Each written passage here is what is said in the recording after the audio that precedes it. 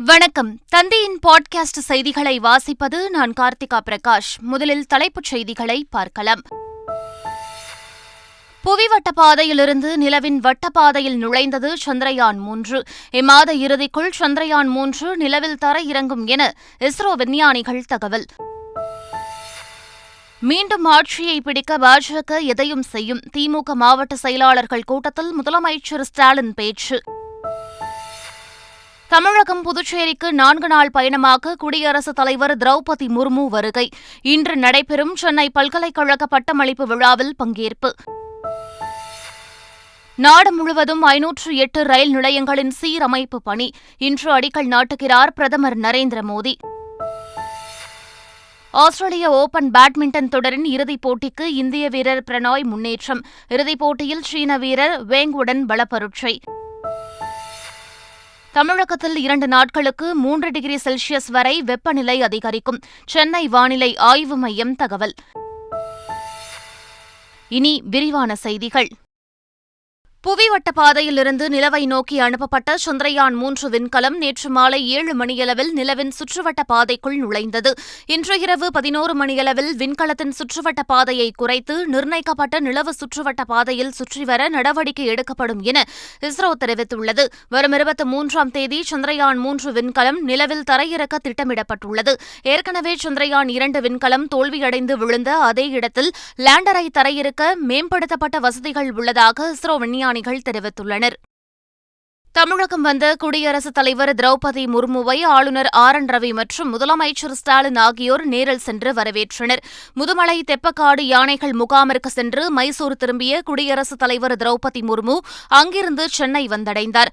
விமான நிலையம் வந்த அவருக்கு தமிழ்நாடு ஆளுநர் ஆர்.என். ரவி, முதலமைச்சர் ஸ்டாலின் பூங்கொத்து கொடுத்து வரவேற்றனர். குடியரசுத் தலைவருக்கு திருக்குறளின் ஒடியா மொழியாக்கத்தை அன்பளிப்பாக முதலமைச்சர் வழங்கினார்.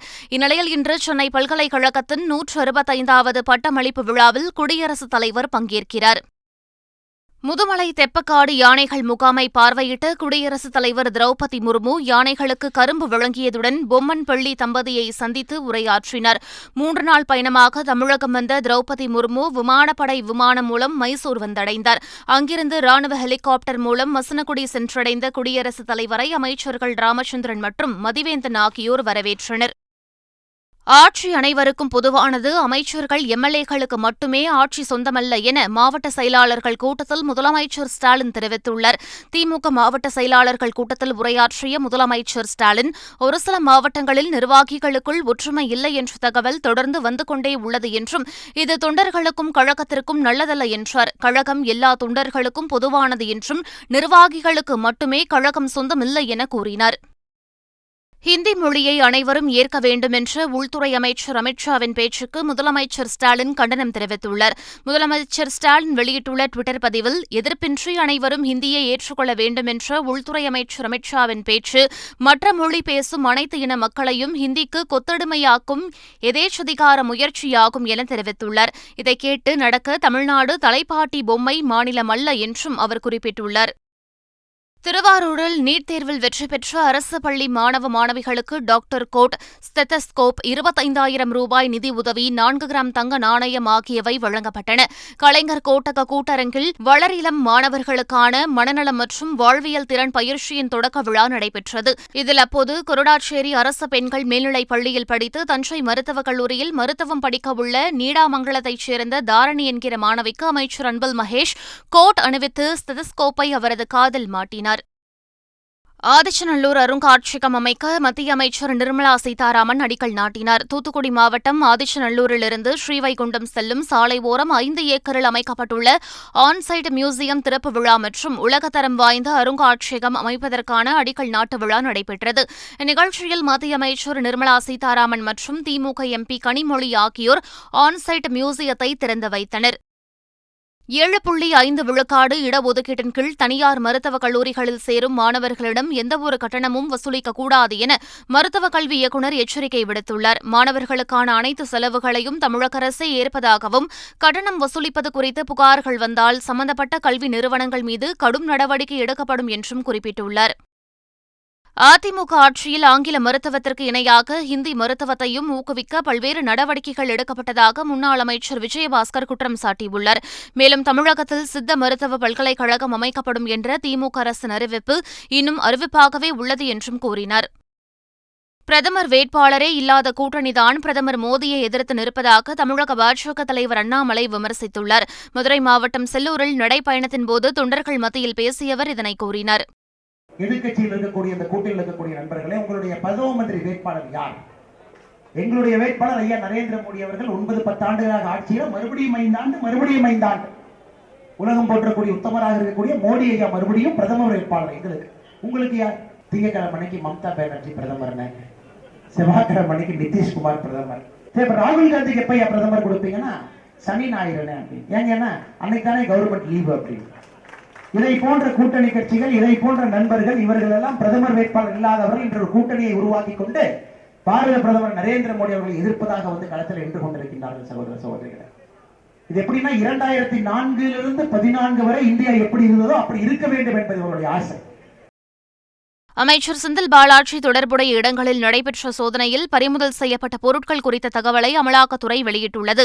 அமைச்சர் செந்தில் பாலாஜி தொடர்புடைய 9 இடங்களில் கடந்த 3ஆம் தேதி அமலாக்கத்துறையினர் சோதனை மேற்கொண்டனர். அதன் சோதனையின்போது கணக்கில் காட்டப்படாத 22 லட்சம் ரூபாய் பணம், 16,60,000 ரூபாய் மதிப்புள்ள பொருட்கள் பறிமுதல் செய்யப்பட்டதாக தெரிவிக்கப்பட்டுள்ளது. மேலும் நிலம் தொடர்பாக 60 ஆவணங்களும் கைப்பற்றப்பட்டுள்ளதாக அமலாக்கத்துறை தெரிவித்துள்ளது. கலைஞர் மகளிர் உரிமைத் தொகை திட்டத்தில் வீடு தேடி சென்று தன்னார்வலர்கள் விண்ணப்பத்தை வழங்குவார்கள் என சென்னை மாநகராட்சி ஆணையர் ராதாகிருஷ்ணன் தெரிவித்துள்ளார். 2ஆம் கட்ட முகாமை பார்வையிட்ட பின் செய்தியாளர்களிடம் பேசிய அவர், முதற்கட்ட முகாமில் 4,70,000க்கும் அதிகமான விண்ணப்பங்கள் பெறப்பட்டுள்ளதாக குறிப்பிட்டார். சென்னையில் மண்டல வாரியாக 150க்கும் மேற்பட்ட குழுக்கள் கண்காணிப்பு பணியில் ஈடுபட்டு வருவதாகவும் கூறினார். முதல் கேம்ப்ல நம்ம 200 வார்டுகள்ல 98 வார்டுகள்ல கவர் பண்ணி இதுவரைக்கும் 4,70,301 விண்ணப்பங்கள் பெற்றுள்ளோம். வீட்டுக்கு வீடு நம்ம நியாயவிலைக்கடை ஊழியர்கள் அவங்களுக்கு டேட்டை வாரியாக சொல்லியிருக்காங்க. ஒரு நாளைக்கு நம்ம 80லேருந்து கார்த்தாலே ஒரு 40-50 ஒரு கிரடேஷனாக முதல் நாளில் சற்று கம்மியாகவும் 2வது 3வது நாள் அதிகமாகவும் கடைசி 2-3 நாட்களில் அந்த ரெடியூஸ் பண்ணுற மாதிரி நம்ம வெற்றிகரமாக முதல் இதை முடித்த மாதிரி பண்ணியிருக்கோம். அதற்கு மீறி ஏதாவது ஒரு காரணத்தினால் நம்மளோட ஆர்டிசி அவர்கள் எல்லாம் பார்க்கும்பொழுது என்ன இருந்தது, அன்றைய தினம் நம்ம கொடுத்த அன்னைக்கு அவங்க வீடு சாத்தியிருக்கலாம், இல்லையா அன்றைய தினம் அத்தியாவசிய பணிக்கு வேற எங்கேயாவது போயிருக்கலாம். அதற்கும் நம்ம கடைசியாக 17லேருந்து 28ஆம் தேதி அந்த மாதிரி நபர்களுக்கும் ஏற்பாடு செஞ்சுருக்கோம். கோவை மாவட்டம் சூலூரைச் சேர்ந்த பெண் தாய்ப்பால் தானம் கொடுத்து பிரபலமான நிலையில் தற்போது கேன்சர் நோயால் பாதிக்கப்பட்டவர்களுக்கு தலைமுடியை தானமாக கொடுத்துள்ளார். கனியூர் பகுதியைச் சேர்ந்த சிந்து மோனிகா அமிர்தம் தாய்ப்பால் தானம் என்ற அமைப்பு மூலம் கடந்த ஆண்டு 10 மாதங்களாக 55 லிட்டர் தாய்ப்பாலை சேகரித்து கோவை அரசு மருத்துவமனைக்கு தானமாக வழங்கியுள்ளார். இவரின் முயற்சி India book of records, Asia மற்றும் இந்தியா புக் ஆஃப் ரெக்கார்ட்ஸில் அங்கீகரிக்கப்பட்டு அதற்கான சான்றிதழ் மற்றும் மெடல்கள் வழங்கப்பட்டன. இந்நிலையில் புற்றுநோயால் பாதிக்கப்படும் பெண்கள், குழந்தைகளின் நிலையை அறிந்து தனியார் அமைப்பு மூலம் தனது தலைமுடியை தானமாக வழங்கினார். தூத்தூர் மீனவ கிராமத்தில் உள்ள அரசு உதவி பெறும் பள்ளியில் மத்திய அரசு சார்பில் கடல்வாழ் மீன் கண்காட்சி நடைபெற்றது. இதில் மாணவ மாணவிகளுக்கு கடலில் வாழும் அரிய வகை மீன்கள், கடல் குதிரை, கடல் பாம்பு உள்ளிட்டவை குறித்தும் அவற்றின் தன்மைகள் குறித்தும் விழிப்புணர்வு ஏற்படுத்தப்பட்டது. மேலும் மாணவர்கள் கடலில் மாட்டிக்கொண்டால் எப்படி தப்பிப்பது என்றும் விளக்கப்பட்டது. அனைத்து அரசு மருத்துவமனைகளிலும் வார்டுகள், கழிவறைகள் உள்ளிட்டவற்றை சிறப்பாக பராமரிக்க அறிவுறுத்தப்பட்டுள்ளதாக சுகாதாரத்துறை செயலாளர் ககன்தீப் சிங் பேடி தெரிவித்துள்ளார். செங்கல்பட்டில் செய்தியாளர்களை சந்தித்த அவர் இதனை கூறினார். அனைத்து மருத்துவ கல்லூரிகள் மற்றும் கவர்மெண்ட் ஹாஸ்பிட்டல்ஸ் இருக்கக்கூடிய வார்ட்ஸ் நல்ல முறை பராமரிக்க வேண்டும். உள்ளே டாய்லெட்ஸ் கிளீனா இருக்கணும், வாட்டர் சப்ளை கரெக்டா இருக்கணும், அங்கே உரிய மெடிசன்ஸ் இருக்கணும். அதெல்லாம் நோக்கத்துடன் பல்வேறு நடவடிக்கைகள் எடுக்கப்பட்டு வருகின்றன. பல்வேறு அடிப்படை வசதிகள் ஒவ்வொரு மருத்துவக் கல்லூரியிலே தற்பொழுது தமிழ்நாடு அரசு சார்பாக மேம்படுத்தப்பட்டு வருகின்றன. இருக்கக்கூடிய வார்டில் பேஷண்ட்ஸ் டிஸ்கஷன் பண்ணி அவங்களிடம் குறைகளை கேட்டு டாய்லெட்ஸ் எல்லாம் கூட இன்ஸ்பெக்ஷன் பண்ணேன். வாட்டர் சப்ளை இருக்கு, பட் ஒரு சில இடத்துல இன்னும் இம்ப்ரூவ் பண்ணா அங்கங்கே நாங்க அறிவுரைகள் எல்லாருக்கும் கொடுத்துருக்கோம். இருக்கக்கூடிய எத்தனை கட்டில் இருக்கு அதை விட கொஞ்சம் பர்சன்டேஜ் அதிகமா பெட்ஷீட்ஸ் இருக்குன்னது இருந்தாலும் எக்ஸ்ட்ரா பெட்ஷீட்ஸ் கூட இங்கே கொடுத்ததா நாங்க உத்தரவு கொடுத்துருக்கோம். சாத்தான்குளம் இரட்டை கொலை வழக்கு விசாரணைக்காக நீதிமன்றத்தில் ஆஜரான எய்ம்ஸ் மருத்துவர் இருவரது உடல்களில் இருந்த காயங்கள்தான் அவர்களின் இறப்புக்கு காரணம் என்பதை தாங்கள் உறுதிப்படுத்தியதாக சாட்சியம் அளித்துள்ளார். இது தொடர்பான வழக்கில் விசாரணைக்கு ஆஜராகி விளக்கமளித்த எய்ம்ஸ் மருத்துவர் அரவிந்த்குமார், அரசு மருத்துவர்கள் அளித்த உடற்கூறாய்வு அறிக்கையில் இருவரது உடல்களில் இருந்த காயங்களே அவர்களது இறப்புக்கு காரணம் என குறிப்பிடப்பட்டுள்ளதாக கூறினார். மேலும் தங்கள் குழு அதனை உறுதிப்படுத்தியதாகவும் அவர் தெரிவித்துள்ளார். இதனையடுத்து வழக்கு விசாரணை ஒத்திவைக்கப்பட்டுள்ளது. ராகுல்காந்தி மீதான தகுதி நீக்க உத்தரவை மக்களவை செயலகம் உடனடியாக திரும்பப் பெற வேண்டும் என காங்கிரஸ் மக்களவை குழுத் தலைவர் ஆதிர் ரஞ்சன் சௌத்ரி வலியுறுத்தியுள்ளார். இது தொடர்பாக செய்தியாளர்களிடம் பேசிய ஆதிர் ரஞ்சன் சௌத்ரி, ராகுல்காந்தியின் தகுதி நீக்கம் செய்ததில் காட்டிய வேகத்தை அவர் மீதான தகுதி நீக்க உத்தரவை திரும்பப் பெறுவதிலும் காட்ட வேண்டும் என குறிப்பிட்டுள்ளார். என்எல்சி விரிவாக்கத்திற்காக மீண்டும் விளைநிலங்கள் கையகப்படுத்தப்பட்டால் மக்கள் புரட்சி வெடிக்கும் என பாமக தலைவர் அன்புமணி ராமதாஸ் தெரிவித்துள்ளார். இதுகுறித்து அறிக்கை வெளியிட்ட அவர், விளைநிலங்கள் கையகப்படுத்துதலுக்கு எதிராக போராட்டங்கள் தொடரும் நிலையில் மீண்டும் சுரங்க விரிவாக்கத்திற்கு நிலங்களை கையகப்படுத்தும் அறிவிப்பை தமிழக அரசு வெளியிட்டுள்ளது கண்டிக்கத்தக்கது என தெரிவித்துள்ளார். பொறுமையின் எல்லையை மக்கள் கடந்தால் புரட்சி வெடிக்கும் எனவும், அதனை உணர்ந்து நிலம் கையகப்படுத்துவதற்கான அறிவிப்பை திரும்பப் பெற வேண்டும் எனவும் அன்புமணி ராமதாஸ் வலியுறுத்தியுள்ளார். நாடு முழுவதும் 508 ரயில் நிலையங்களின் சீரமைப்பு பணிகளுக்கு பிரதமர் நரேந்திர மோடி இன்று அடிக்கல் நாட்டுகிறார். அம்ரித் பாரத் ரயில் நிலைய திட்டத்தின் கீழ் 24,470 கோடி செலவில் ரயில் நிலையங்கள் மறுசீரமைக்கப்பட உள்ளன. நகரங்களின் இருபுறங்களும் முறையாக ஒருங்கிணைக்கப்பட்டு ரயில் நிலையங்களுக்கு இணைப்பை ஏற்படுத்தி நகர மையங்களாக மேம்படுத்த பெருந்திட்டங்கள் தயாரிக்கப்பட்டு வருகின்றன.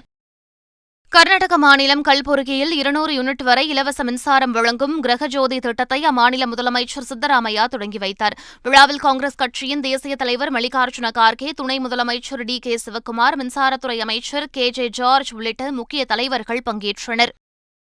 பரிசுப் பொருட்களை முறைகேடாக விற்ற வழக்கில் முன்னாள் பிரதமர் இம்ரான்கானுக்கு 3 ஆண்டுகள் சிறை தண்டனை விதிக்கப்பட்டதுடன் 5 ஆண்டுகள் அரசியலில் ஈடுபட தடை விதித்து இஸ்லாமாபாத் நீதிமன்றம் அதிரடி தீர்ப்பு வழங்கியுள்ளது. தீர்ப்பை தொடர்ந்து லாகூரில் உள்ள இல்லத்திலிருந்த இம்ரான்கான் பலத்த போலீஸ் பாதுகாப்புடன் கைது செய்யப்பட்டார். தீர்ப்பை எதிர்த்து மேல்முறையீடு செய்யவுள்ளதாக பிடிஐ கட்சி தெரிவித்துள்ளது. உலகக்கோப்பை கிரிக்கெட் தொடரில் கொல்கத்தாவில் நடைபெறும் பாகிஸ்தான் போட்டிக்கு பாதுகாப்பு அளிப்பதில் சிக்கல் ஏற்படலாம் என அம்மாநில போலீசார் தெரிவித்துள்ளதாக தகவல் வெளியாகியுள்ளது. 2023ஆம் ஆண்டிற்கான ஒருநாள் உலகக்கோப்பை கிரிக்கெட் தொடர் இந்தியாவில் வரும் அக்டோபர் மாதம் தொடங்கவுள்ளது. இதனையொட்டி போட்டி நடைபெறும் மைதானங்களை ஆய்வு செய்து வரும் சர்வதேச கிரிக்கெட் கவுன்சிலின் குழு கொல்கத்தா மைதானத்தை ஆய்வு செய்தது. இதனிடையே கொல்கத்தாவில் நடைபெறவுள்ள பாகிஸ்தான் இங்கிலாந்து இடையேயான போட்டிக்கு பாதுகாப்பு அளிப்பதில் சிக்கல் ஏற்படலாம் என கொல்கத்தா போலீசார் மேற்குவங்க கிரிக்கெட் சங்கத்திடம் தெரிவித்துள்ளதாக தகவல் வெளியாகியுள்ளது. ஆஸ்திரேலியா ஓபன் பேட்மிண்டன் தொடரின் இறுதிப் போட்டிக்கு இந்திய வீரர் பிரணாய் முன்னேறியுள்ளார். ஆடவர் ஒற்றையர் பிரிவில் நடைபெற்ற அரையிறுதி ஆட்டத்தில் சக இந்திய வீரர் பிரியான்ஷ் ராஜாவத்துடன் பிரணாய் மோதினார். விறுவிறுப்பாக நடைபெற்ற இப்போட்டியில் முதல் செட்டை 21-18 என்ற புள்ளிகள் கணக்கில் பிரணாய் வென்றார். தொடர்ந்து இரண்டாவது செட்டிலும் ஆதிக்கம் செலுத்திய பிரணாய் 21-12 என்ற கணக்கில் இரண்டாவது செட்டை கைப்பற்றி அரையிறுதிப் போட்டியில் வெற்றி பெற்றார். இன்று நடைபெறும் இறுதிப் போட்டியில் சீன வீரர் வெங்குடன் சாம்பியன் பட்டத்துக்காக பிரணாய் பலப்பரட்சை நடத்தவுள்ளார். தமிழகத்தில் ஒரு சில இடங்களில் அதிகபட்ச வெப்பநிலை 37 டிகிரி முதல் 39 டிகிரி செல்சியஸ் அளவில் இருக்கக்கூடும் என சென்னை வானிலை ஆய்வு மையம் அறிவித்துள்ளது. ஒரு சில இடங்களில் இயல்பிலிருந்து 2 முதல் 3 டிகிரி செல்சியஸ் அதிகமாக இருக்கக்கூடும் எனவும், அதிக வெப்பநிலை மற்றும் அதிக ஈரப்பதம் இருக்கும் பொழுது வெப்ப அழுத்தம் காரணமாக அசௌகரியம் ஏற்படலாம் என்றும் தெரிவிக்கப்பட்டுள்ளது. தென் தமிழக கடலோரம், மன்னார் வளைகுடா, குமரி கடல், இலங்கை கடலோரம், தென்மேற்கு வங்கக்கடல், தென்கிழக்கு, மத்திய கிழக்கு, மத்திய மேற்கு வங்கக்கடலில் சூறாவளி காற்று வீசக்கூடும் என்பதால் மீனவர்கள் மேற்குறிப்பிட்ட பகுதிகளுக்கு செல்ல வேண்டாம் என அறிவுறுத்தப்பட்டுள்ளனர். மீண்டும் தலைப்புச் செய்திகள். புவிவட்டப்பாதையிலிருந்து நிலவின் வட்டப்பாதையில் நுழைந்தது சந்திரயான் 3. இம்மாத இறுதிக்குள் சந்திரயான் 3 நிலவில் தரையிறங்கும் என இஸ்ரோ விஞ்ஞானிகள் தகவல். மீண்டும் ஆட்சியை பிடிக்க பாஜக எதையும் செய்யும். திமுக மாவட்ட செயலாளர்கள் கூட்டத்தில் முதலமைச்சர் ஸ்டாலின் பேச்சு. தமிழகம் புதுச்சேரிக்கு 4 நாள் பயணமாக குடியரசுத் தலைவர் திரௌபதி முர்மு வருகை. இன்று நடைபெறும் சென்னை பல்கலைக்கழக பட்டமளிப்பு விழாவில் பங்கேற்பு. நாடு முழுவதும் 508 ரயில் நிலையங்களின் சீரமைப்பு பணி. இன்று அடிக்கல் நாட்டுகிறார் பிரதமர் நரேந்திர மோடி. ஆஸ்திரேலிய ஓபன் பேட்மிண்டன் தொடரின் இறுதிப் போட்டிக்கு இந்திய வீரர் பிரணாய் முன்னேற்றம். இறுதிப் போட்டியில் சீன வீரர் வேங்குடன் பலப்பரட்சை. தமிழகத்தில் 2 நாட்களுக்கு 3 டிகிரி செல்சியஸ் வரை வெப்பநிலை அதிகரிக்கும். சென்னை வானிலை ஆய்வு மையம் தகவல். இத்துடன் பாட்காஸ்ட் செய்திகள் நிறைவு பெறுகின்றன. வணக்கம்.